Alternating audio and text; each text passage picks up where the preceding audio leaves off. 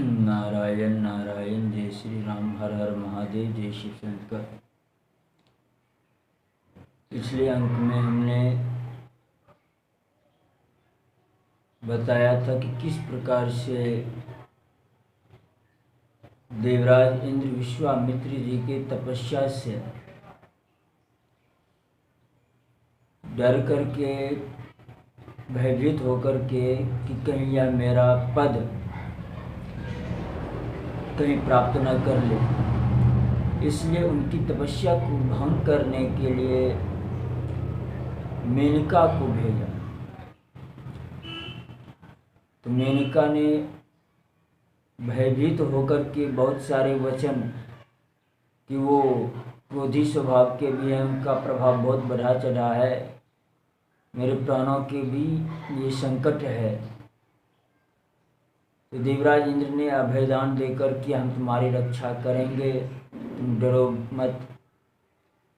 उसके साथ ही वसंत, वायुदेव, कामदेव, उनके जितने भी मंडली थे सहयोग के तौर पर सबको भेजा।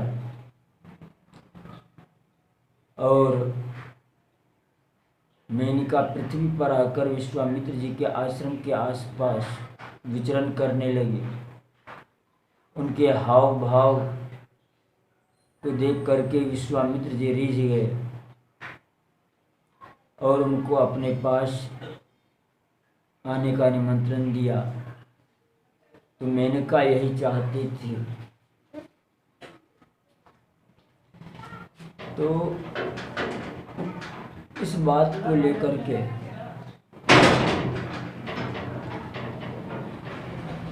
कि इतने परम तपस्वी, तेजस्वी, काम आदि के वशीभूत किस प्रकार हो जाते हैं, क्योंकि उस समय क्षत्रिय स्वभाव विश्वामित्र जी में विद्यमान था। वो पूर्ण रूप से ब्राह्मणत्व को प्राप्त नहीं कर पाए थे, काम क्रोध को पूर्ण रूप से जीत नहीं पाए थे, इसलिए वो उनके वशीभूत, काम के वशीभूत हो गए। उसके बाद मेनका को जैसे ही आमंत्रण मिला विश्वामित्र जी का, तो मेनका यही चाहती थी। दोनों में गंधर्व विवाह हुआ और सुदीर्घ काल तक दोनों साथ रहे। लेकिन विश्वामित्र जी को यह पता नहीं चल पाया कि यह देवराज इंद्र की करतूत है, मेरी तपस्या भंग करने के लिए उन्हीं की रची हुई यह सब षड्यंत्र है। लेकिन हाँ, बाद में चलकर के विश्वामित्र जी को यह एहसास अवश्य हुआ कि मेरी तपस्या नष्ट हो गई, हम अपने लक्ष्य से विचलित हो चुके हैं। तो ये तो बात की कहानी हुई, उनका क्या हुआ। लेकिन हम इस प्रसंग में आते हैं कि शकुंतला का जन्म जो हुआ किस प्रकार। तो इसी बीच में मेनका ने विश्वामित्र जी के संयोग से एक कन्या को जन्म दिया और जैसे कन्या का जन्म हुआ, विश्वामित्र जी चूंकि खिन्न मन हो गए थे अपनी तपस्या नष्ट हो जाने से, काम को नहीं जीत पाने से, तो वो छोड़ करके फिर ऐसे क्षेत्र, हिमालय के ऐसे क्षेत्र में चले गए जहाँ पर दुर्गम हुआ क्षेत्र, कहीं किसी की पहुँच ना हो। मेनका भी स्वर्ग चली गई। तो हिमालय के तराई वाले भाग में मालिनी नदी के तट पर उस नवजात शिशु को छोड़ करके, यानी ऐसे स्थान पर जहाँ से कण्व ऋषि का आश्रम बहुत ही नजदीक था, यह सोच करके कि ऋषि संध्योपासना के लिए आते ही हैं, उनको यह बच्ची मिल जाएगी तो यह उनका पालन पोषण करेंगे।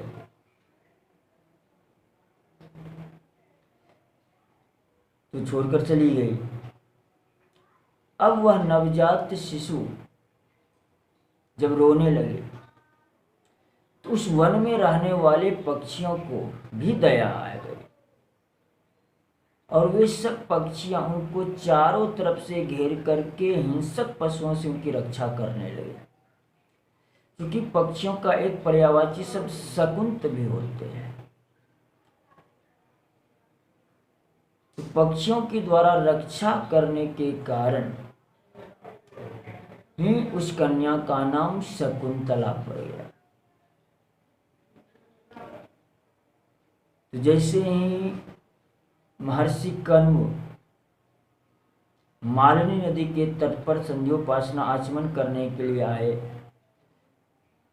तो वैसे ही सारे पक्षी उनके चरणों पर गिर पड़े और अपनी भाषा में निवेदन करने लगे कि हे ब्राह्मण, यह कन्या विश्वामित्र जी की धरोहर है। वह आपके सखा थे। काम क्रोध पर विजय प्राप्त नहीं करने के कारण वह अपने लक्ष्य से विचलित हो गए। इसलिए विश्वामित्र और मेनका के संयोग से उत्पन्न इस कन्या का आप पालन पोषण कीजिए। तो चूंकि महर्षि कण्व पशु पक्षी सबकी भाषा को जानते थे,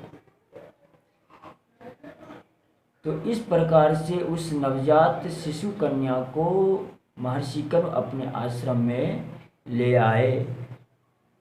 और चूंकि पक्षियों के द्वारा यानी शकुंत के द्वारा उनकी रक्षा हुई थी, इसलिए उनका नाम शकुंतला रख दिया गया।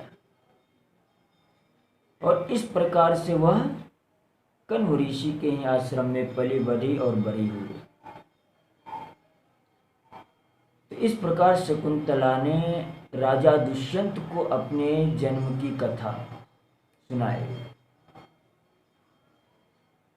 क्योंकि हम पहले ही यह तथ्य अभिव्यक्त कर चुके हैं कि राजा दुष्यंत शकुंतला को देखते ही उस पर मोहित हो जाते हैं और यह उद्गार प्रकट करते हैं कि मेरा मन इतना संयमित है कि कभी ब्राह्मण कुल की कन्या पर मेरा मन जा ही नहीं सकता है। इसका अर्थ है कि तुम अवश्य क्षत्रिय हो। इसलिए जन्म की कथा दुष्यंत ने पूछा, तो कथा से अवश्य स्पष्ट हो गया। जिस समय विश्वामित्र जी क्षत्रिय भावापन्न ही थे, उस समय मेनका के संयोग से उत्पन्न हुआ, अतः वह भी क्षत्रिय कन्या ही हुई। तब जाकर के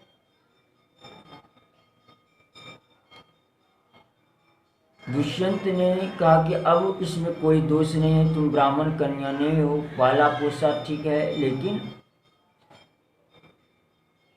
वर्ण संकरता का दोष मुझे नहीं लगेगा, इसलिए तुम मेरी भार्या बन जाओ। तो इस पर शकुंतला ने बहुत ही उत्तम बात कही कि अभी मेरे पिताजी बाहर कंदमूल लाने समिधा की सामग्री को लेने के लिए गए हैं। कुछ समय के बाद जब वो आ जाएंगे तो आप उनसे निवेदन कीजिएगा। परंतु दुष्यंत ने तर्क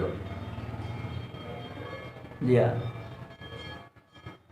कि आत्मा, जब हम अपने आत्म स्थिति में अगर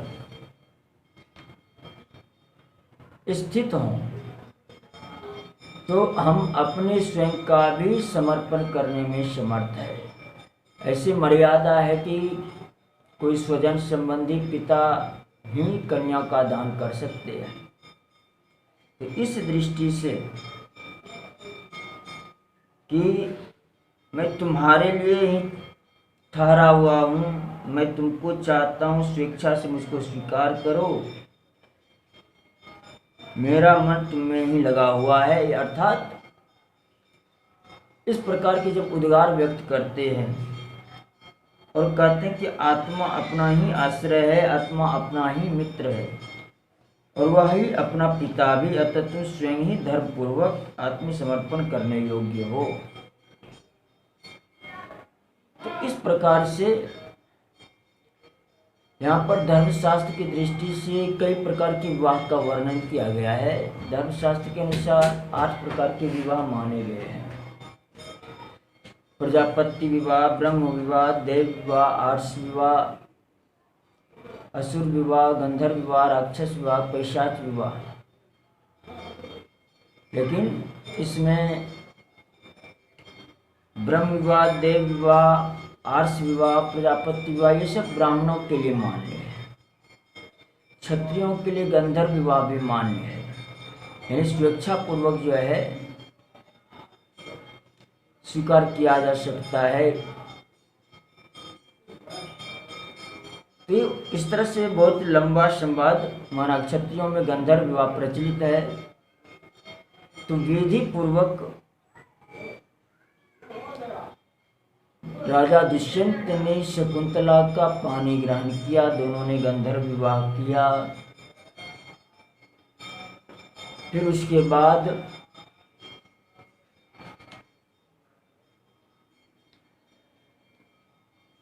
दोनों में एकांतवास भी हुआ, समागम भी हुआ। यहाँ पे थोड़ा अमर्यादित आचरण लगता है, लेकिन एक बात ध्यान में रखना चाहिए कि जो कभी कभी अमर्यादित आचरण लगता है, प्रायः जो महापुरुष होते हैं, संयमी होते हैं, सदाचारी होते हैं, उनमें कभी कभी इस तरह की बातें देखी जाती है। तो उसमें सृष्टि का कोई न कोई हित सन्निहित होता है। तो वो बाद में और स्पष्ट होगा कि चूंकि आश्रम पर ही भरत का जन्म हुआ, जिस कारण से ऋषि के आश्रम में पलने बढ़ने के कारण इतने बलवान हुए, चक्रवर्ती सम्राट बने और उनके नाम पर हमारे देश का नाम भारत पड़ा। तो कोई अमर्यादित आचरण करने वाले और संयमशील और जितेंद्रिय अगर स्त्री पुरुष होंगे, माता पिता होंगे, तो कभी इस तरह के यशस्वी तेजस्वी पुत्र को जन्म नहीं दे सकते। इसलिए यहाँ पर यह दोष नहीं लगाना चाहिए कि इनके द्वारा यहाँ अमर्यादित आचरण हो। हाँ, बाह्य रूप से लगता है। तो इस प्रकार से जब समागम भी हो गया, दोनों में कुछ समय तक बातें भी हुई, दोनों का आकर्षण एक प्रति बहुत अधिक था। तो जब राजा दुष्यंत जाने लगे तो यह विश्वास दिलाकर के कि जब हम अपने राजधानी जाएंगे तो वहाँ अपनी चतुरंगिनी सेना लेकर आएंगे, फिर तुमको अच्छी प्रकार से हम लेकर यहाँ से जाएंगे। तो इस प्रकार से बार बार राजा दुष्यंत शकुंतला को विश्वास दिलाकर वहाँ से विदा हुए और जाते समय उन्होंने बार बार कहा कि मैं तुम्हारे लिए चतुरंगिनी सेना भेजूंगा और उसी के साथ अपने राजभवन में बुलाऊंगा। और ऐसा कह करके देवी शकुंतला राजा की परिक्रमा करके खड़ी हो गई। उस समय उन्होंने उसे हृदय से लगा लिया। शकुंतला के मुख पर आंसुओं की धारा बह चली और नरेश के चरणों में गिर पड़े। तब राजा ने देवी शकुंतला को उठा करके कहा, राजकुमारी चिंता मत करो, मैं अपने पुण्य की शपथ खा करके कहता हूँ तुम्हें अवश्य बुला लूंगा। इस प्रकार से प्रतिज्ञा करके राजा दुष्यंत अपनी राजधानी को लौट गए।